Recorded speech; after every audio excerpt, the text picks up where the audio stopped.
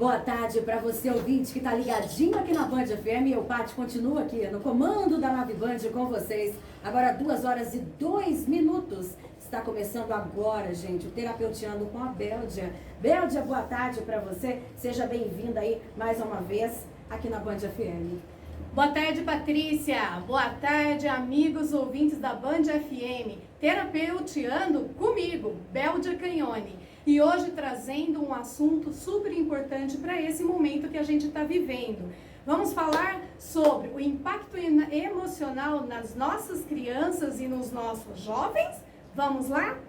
Pois falando, né, desse momento que a gente está vivendo, né, Béldia?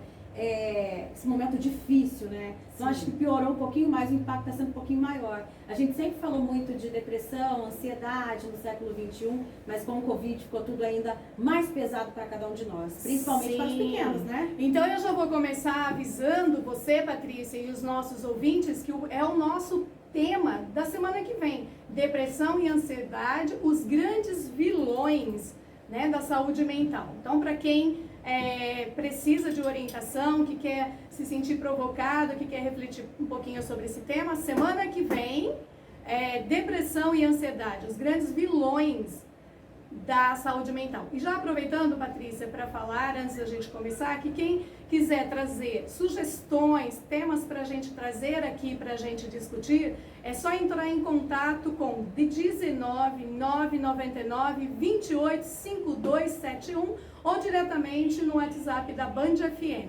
A gente vai trazer temas bem importantes para vocês. Vamos lá, vamos começar a pensar um pouquinho como é que a gente está, né? A gente vem sofrendo aí esses desconfortos da pandemia, que obviamente traz pra gente todo o estresse emocional. E hoje a gente está falando das crianças, dos jovens. Crianças e jovens que viveram ou vinham vivendo um percurso de vida normal, estão aí no seu desenvolvimento, estão saudáveis e de repente se encontram sem poder sair de casa, vão para a escola, voltam. É óbvio que se nós, enquanto adultos, estamos vivendo esse desconforto e inúmeras inseguranças, as nossas crianças e os nossos jovens também. E é fundamental que a gente olhe para esse emocional das crianças e dos jovens, porque traumas que são causados agora e que não são olhados e que não são tratados vão resultar lá na frente, lá no futuro, posições ou atitudes ou sofrimentos que podem ser irreversíveis. Esses traumas podem levar ao suicídio, podem causar sentimento de incompetência, podem aumentar a ansiedade, podem fazer com que esses jovens não vão para a vida de maneira saudável e de maneira feliz. Então vamos lá, fiquem atentos. Como é que a gente pode prevenir? Uma grande dica é vocês anteciparem as consequências. Antecipar para poder prevenir. Nós vivemos nesse meio de informações e tudo se chega ao cérebro através das informações. Então, olhar para o nosso ambiente, porque nós sabemos que a nossa família, o nosso ambiente familiar está vivendo uma rotina diferenciada. E essa rotina faz com que tenha impacto não só nos adultos, mas principalmente nas crianças e nos jovens. Quais são essas informações? Porque os jovens leem, fazem a leitura das atitudes dos pais. E se eles já estão demonstrando algum certo trauma, algum certo desconforto, é porque eles estão lendo essas atitudes no meio familiar, no meio da família, em relação aos pais principalmente. Então antecipar para remediar. Observe o seu ambiente familiar e veja o que eu estou fazendo aqui dentro, que eu estou promovendo essa leitura de desconforto e de insegurança nos meus filhos. Muito bem, como é que a gente pode perceber então se um jovem ou se a nossa criança já está demonstrando um trauma ou um certo déficit emocional? A gente, através do pensamento e das emoções. Tudo se expressa pelo pensamento e pelas emoções. E nós temos aí duas variantes. Nós podemos perceber através de respostas diretas ou de respostas indiretas. Através das respostas diretas, perceba se o seu filho está com alguma modificação. Está comendo mais, está comendo de maneira muito ansiosa, ou ao contrário, perdeu o apetite, se está perdendo o sono, se está tendo crises de insônia, ou ao contrário, dormindo demais, se essa criança ou se esse jovem está sentindo muitas dores na barriga, dores na cabeça. Isso, o próprio corpo vem contar para a gente o que está se passando dentro da criança, expressando esse sentimento e esses pensamentos das crianças. E uma variante de maneira indireta é a própria ansiedade, crianças ou jovens que começam a ter muito medo, que não querem ficar sozinhos, ou ainda que vocês percebem que por qualquer coisa essa criança venha a chorar ou esse jovem venha a ficar muito irritado. Tudo isso são elementos que já mostram para nós que o efeito do estresse emocional está muito grande, está muito pesado para as nossas crianças. Bom, mas e aí? Nós todos estamos vivendo nesse contexto. E se o nosso ambiente é um elemento que faz com que eu possa despertar esse estresse emocional, como fica esses filhos onde a família toda está vivendo já esse estresse emocional?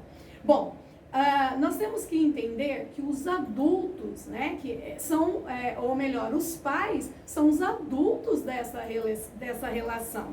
E são os pais a primeira referência de segurança, de acolhimento para esses filhos. E se esses pais demonstram atitudes de medo, de insegurança, se esses pais estão demonstrando atitudes de violência, de desconforto, o que eles estão gerando nos filhos?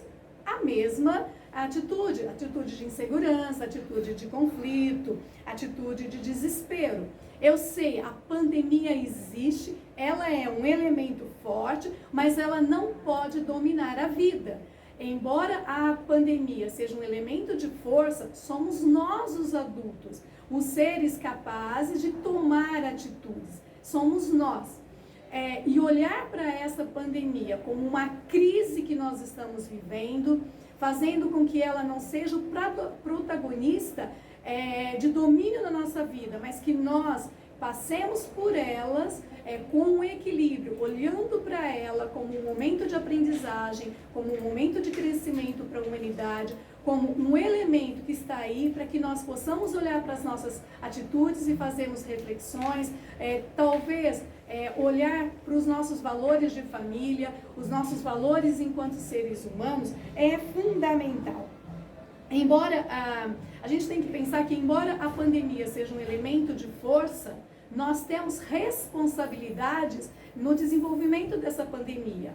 Não dá para ignorar que essas milhares de mortes que estão acontecendo, nós enquanto adultos, nós também temos responsabilidades. Então é importante olhar para a pandemia como um momento de crise que é existente, mas olharmos para nós também como adultos, como seres de referência, de segurança e acolhimento para as nossas crianças, onde somos nós que vamos construir essas atitudes de resiliência e de conforto nas nossas crianças, principalmente de responsabilidade. Nós temos responsabilidades em qualquer crise que estejamos passando. E viver a pandemia, assumindo as nossas responsabilidades, são uma delas.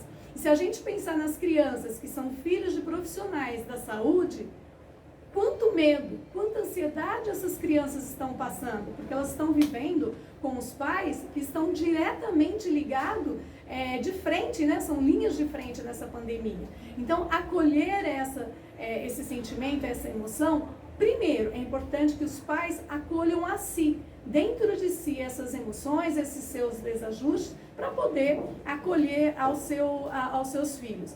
Pais que estão totalmente com esse desequilíbrio emocional se tornam menos competentes para visualizar os sinais que os seus filhos estão passando, os sinais que os seus filhos estão dando dentro de casa. Então é importante que os pais estejam atentos aos sinais próprios desse seu descontrole, que ele acolha esse seu descontrole para ele poder enxergar o controle emocional ou o desequilíbrio emocional dos seus filhos. Pois bem, e aí? Como é que pode, então, ou como deve ser esse ambiente familiar? para que a gente consiga ter uma saúde mais adequada nesse momento da pandemia. Eu já falei para vocês que tudo que se chega ao cérebro, né, é elementos de informações que vão construir respostas. Se eu tenho um ambiente saudável, se eu tenho um ambiente tranquilo, se eu estou passando por essa pandemia, olhando para a pandemia e fazendo dela um elemento onde eu possa fazer reflexões sobre a minha vida, eu posso me reinventar, me reconstruir enquanto profissional, enquanto ser humano, eu estou emitindo para o meu cérebro que eu tenho uma capacidade de trabalhar com as minhas emoções e com os meus sentimentos. Isso vai gerar um estímulo de resiliência e de conforto.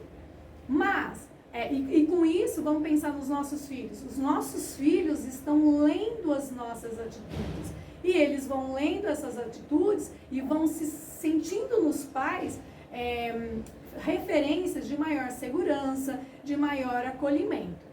Mas se nós temos um ambiente onde nós vivemos, ou os pais vivem, fazendo dessa pandemia um momento de muita tristeza, de muito medo, de muita ansiedade, onde só está olhando para as perdas do trabalho, para as perdas financeiras, para as perdas da vida, tudo isso vai gerar um estresse emocional. Esse estresse emocional vai chegar no cérebro e produzir respostas de desconforto e de ansiedade muito grande. Isso vai construir, tanto nos próprios adultos, quanto principalmente nas crianças, a seguinte resposta: tá pesado demais, me dá medo.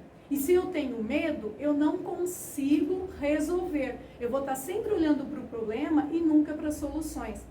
E pensando, principalmente, que essas respostas, elas vão perdurar pelo resto da vida, ou até as pessoas terem consciência de que são elas as adultas e de que elas podem mudar o seu contexto de vida. Porque senão, em qualquer conflito que essas crianças forem passar, vai buscar nessa inconsciência esses elementos de geradores de conflito, onde a resposta é o medo, é a insegurança, é o sentimento de incapacidade. Então, ficar atento a como é o nosso ambiente aqui em casa, como nós estamos gerando as relações entre as pessoas dentro da sua casa, é um elemento fundamental. Quais são os estímulos que nós estamos enviando para o cérebro?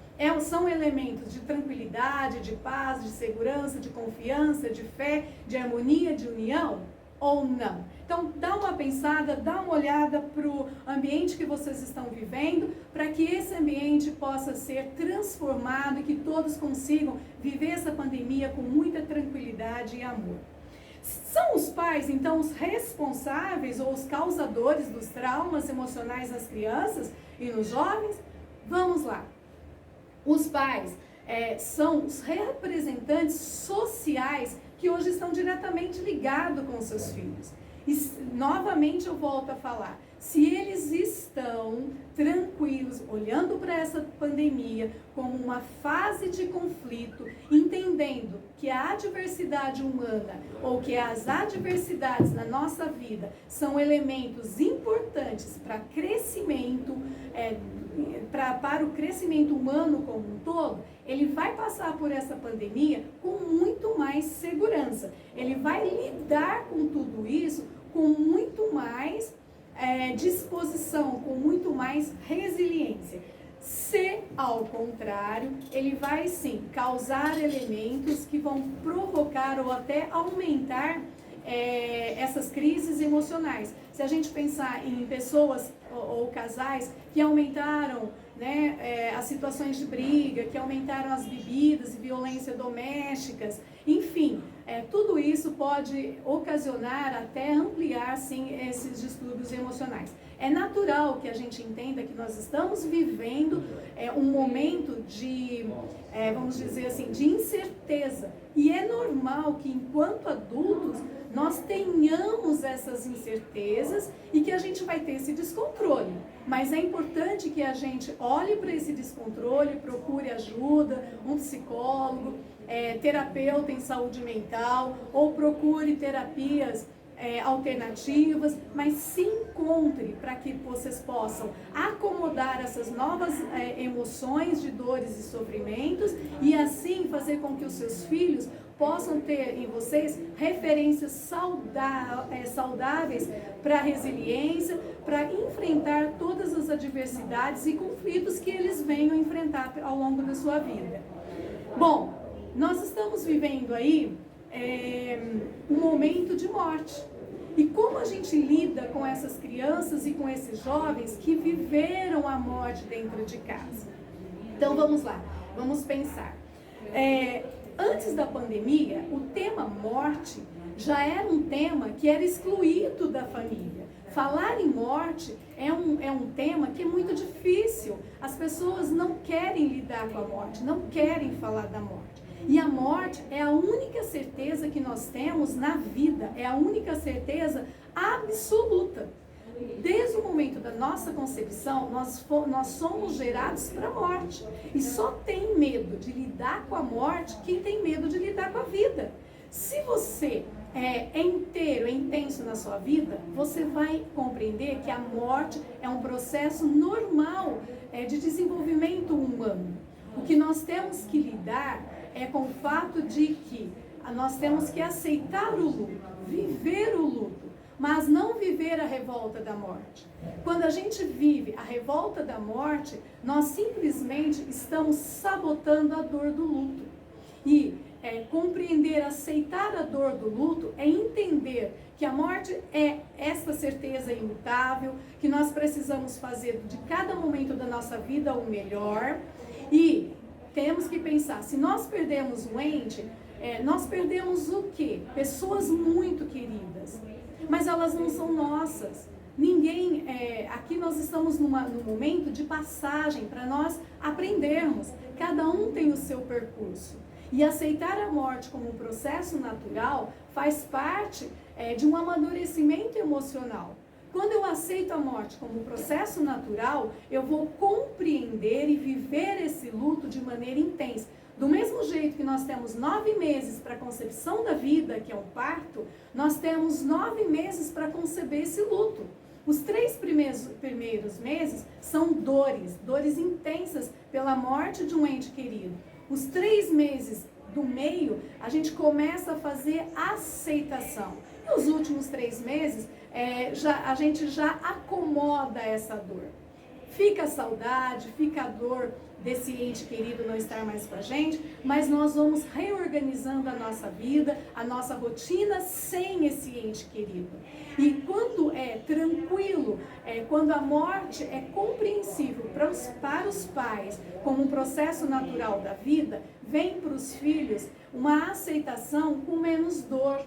Ambos vão passar pela morte dos seus entes queridos com uma aceitação mais tranquila. É óbvio que a saudade vai doer, que o luto vai doer. E nós precisamos fazer esse luto, mas não a revolta da morte. Então é fundamental que nós, pais e adultos, façamos da morte um elemento de percurso de vida. Porque é isso, a morte existe e é a única certeza que a gente tem.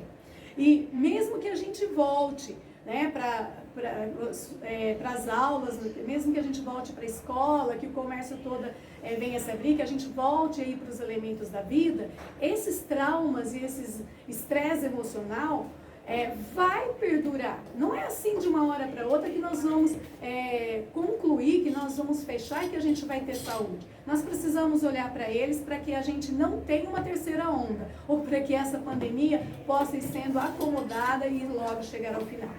Bom, eu espero que vocês consigam pegar essas orientações, como eu já disse no início, e tragam para a vida de vocês, para a mudança, para a contribuição, para vocês olharem o ambiente de vocês, para vocês olharem esse estresse emocional que as crianças e os jovens estão passando, que nós mesmos, enquanto adultos, estamos passando, e para que a gente possa refletir e fazer da nossa vida, nesse momento de crise, momentos de experiência, de aprendizagem, com maior tranquilidade e muito mais segurança. Eu quero deixar aqui o meu agradecimento a Band FM, a Patrícia, né? Imagina, Bel. E estamos aqui na sexta-feira, na próxima sexta-feira, com o tema Depressão e Ansiedade, os vilões da saúde mental. Aceitando sugestões, né, Patrícia? Bel, tem aqui uma participação da nossa ouvinte. Pode falar. Deixa eu só ver o nome dela aqui em cima. Ela tem uma dúvida. Tem um filho de 7 anos, tá? Deixa eu ver o nome dela. Flavinha do Vale Verde, olha. Tá. Já achei aqui. Flavinha do Vale Verde tá falando o seguinte: meu filho tem 7 anos, ele fica muito nervoso. Depende da situação, ele começa a sentir dor até na barriga e na cabeça. Ele fica com medo, estressado e aí já começam. Sim, foi o que eu. sintomas. Flávia, né? Isso, Flávia, você percebe que essas dores que eu falei já é uma variante direta. Teu filho já está passando por um estresse emocional que você tem que olhar e acolher essas emoções. Conversar com seu filho sobre essas emoções, mas em primeiro lugar, tenta analisar e olhar para você como é que você está passando por esse percurso da pandemia. Porque se estiver sendo difícil para você, vai ser difícil para você lidar com seu filho também. Mas já é um indício de que ele está passando sim por um estresse emocional e já um possível trauma emocional. É importante você dar uma olhada para ele, tá bom? Sim. Béldia, tá rolando o sorteio aqui hoje, né? Ótimo! Tá todo mundo aqui participando, tá, gente? Quem falar aqui no WhatsApp da Band, Terapeuteando com Béldia, na Band FM, estará concorrendo uma sessão de barra. O que essa sessão é para todo mundo entender? A barra de Axe é uma terapia corporal onde é acionado 32 pontos no cérebro. A barra de Axe é indicada para qualquer tratamento emocional. Insônia, depressão, distúrbios, né, mais diversos, alimentares, medo, ansiedade, falta de atenção, enfim. E a ideia do sorteio, né, de trazer esse presente para os ouvintes, é porque nós estamos vivendo todas essas emoções, vamos dizer, menos saudáveis.